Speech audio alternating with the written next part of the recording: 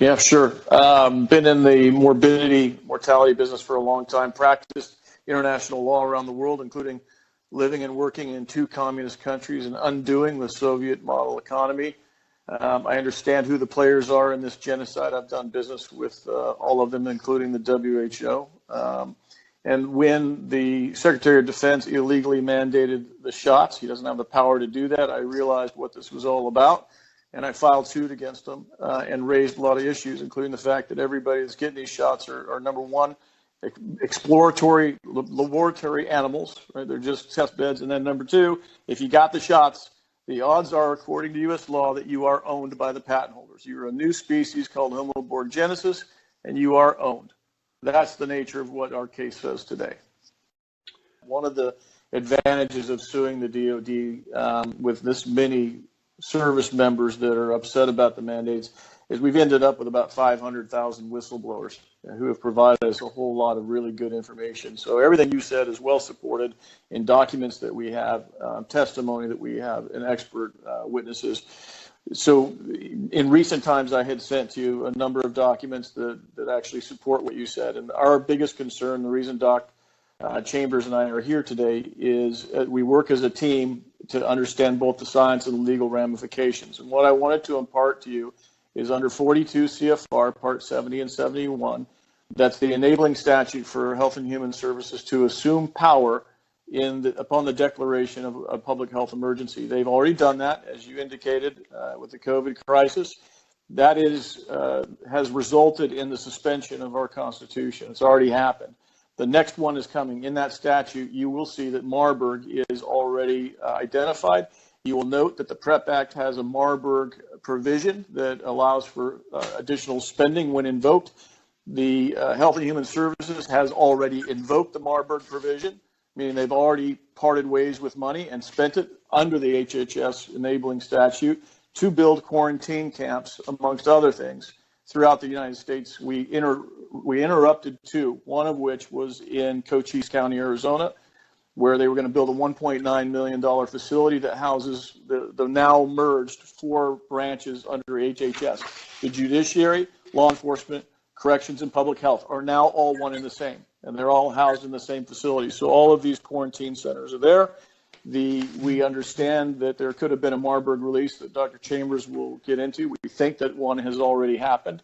We know that Marburg is not particularly contagious, but it has an extraordinarily high rate of fatality, and we know the mechanism by which this will be released, and that is inside of these shots that people already received, inside the lipid nanoparticles, the hydrogel, there exists pathogens inside of the particles that have not yet opened.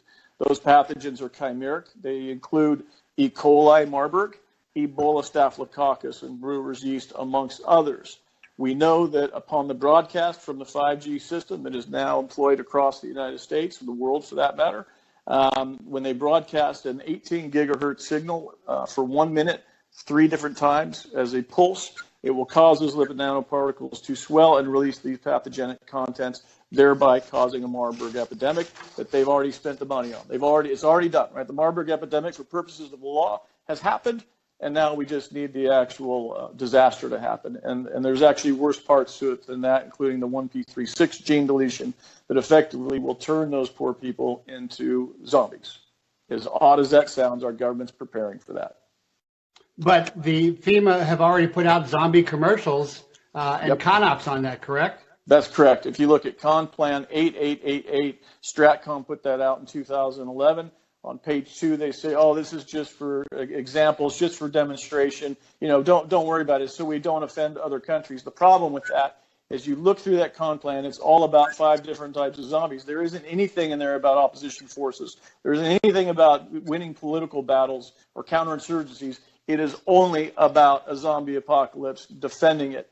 And you will see that every NIMS compliant, practically, agency, or whether that's state, local, or federal, has already had their zombie apocalypse preparedness training.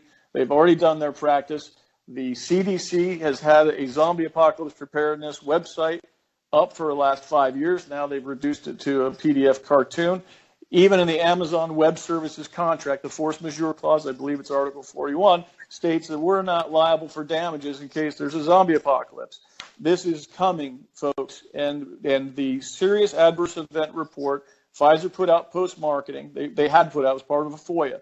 The number one serious adverse event was the 1p36 gene deletion. You look up the symptomology for that. It is the elimination of the frontal cortex and a propensity to bite. What's very odd about this is this was the symptom post-vaccination. That disease is a congenital disease. It means you're born with it.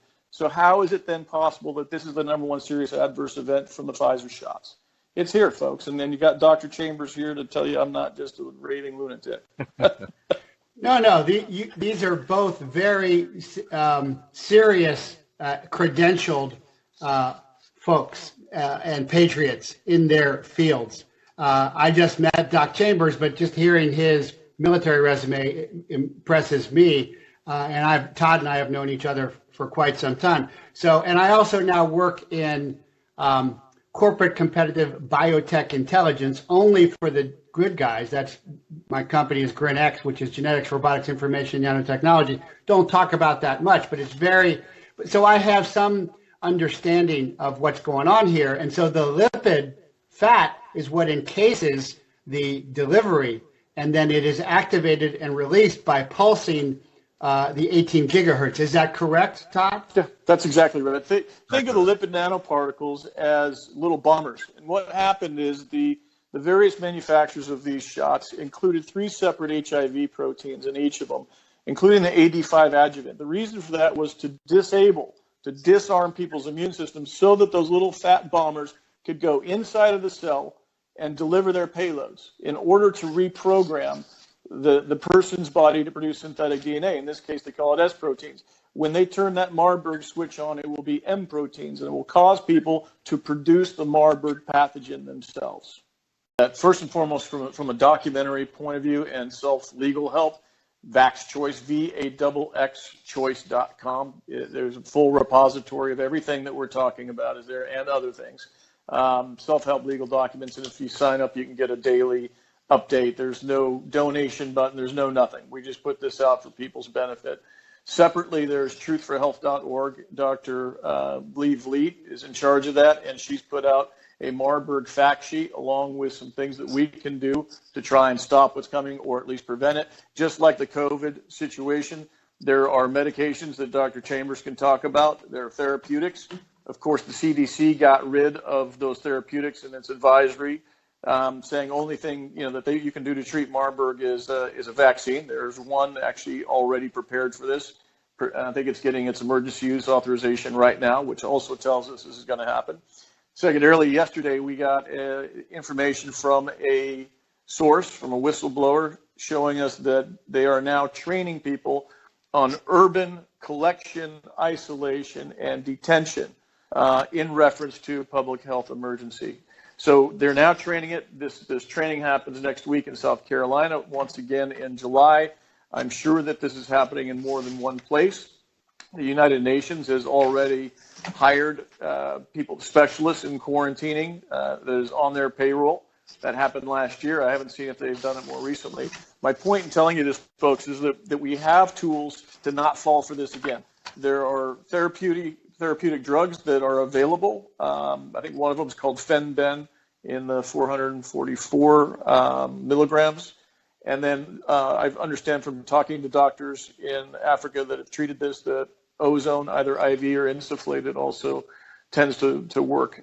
So I also have one whistleblower inside of FEMA who said that the plan is to scare the hell out of everybody and scare them into going to the quarantine centers because they don't think they can collect everybody by themselves.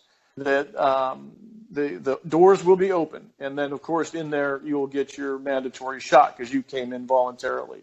So what we'd like to do is help people understand, don't run to the FEMA camps because you're going to get one of these shots just like the COVID ones. And number two, you can treat this yourself. There's preparation you can do, and if we get the word out sufficiently, I think we can stop this like we did in Cochise County and like another lawyer friend of mine, Jamie Shear, did in New York. We got to get the word out. We got to stop this. On top of that, so yes, it's very insightful. Secondary to that is that upon the invocation of these emergency powers, which are now permanent, by the way, in all 50 states, there is never again going to be a constitution, and all of that power is being ceded in the WHO. now by contract. It was by charter, now it's by contract. So this is your one world government, all being created at one time with this particular emergency. Your rights as a human being are gone, by the way. There are 2 UN conventions, the International Convention on Civil and Political Rights and the International Convention on Human Rights, that says they cannot force you to do medical experiments. Guess what? Those don't count anymore. Your Constitution doesn't count anymore. We're in a position where we, the people, right, at a county level, and Dr. Chambers will talk about this, we take back our country from our own traitors in government, or we're done. We're done as a species. My biggest issue is this. The next shoe to drop is coming, and then they will cause 30 million people to pour across our borders. Most of those will be enemy occupiers. Some are already housed on our military reservations, as our military members are falling out because they were forced to get these shots.